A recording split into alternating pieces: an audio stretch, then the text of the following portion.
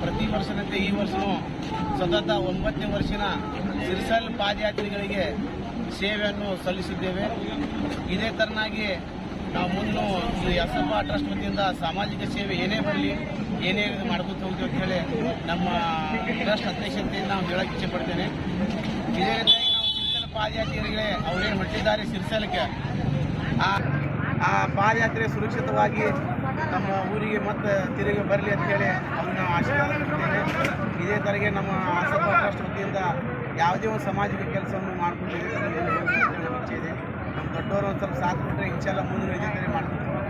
ಹಲವಾರು ಕೆಲಸಗಳನ್ನು ಮಾಡಿದ್ದೇವೆ ನಾವು ಯಸಪ್ಪ ಟ್ರಸ್ಟ್ ವತಿಯಿಂದ ಹಲವಾರು ಕೆಲಸ ಈ 15 ವರ್ಷದ ಸ್ವಲ್ಪ ವಿಜೃಂಭಣೆಯಿಂದ ಮಾಡಿರುವ ಕೆಲಸವನ್ನು ಒಂದು ಬ್ಯಾನರ್ ಮುಖಾಂತರ ಹಾಕಿದ್ದೇವೆ.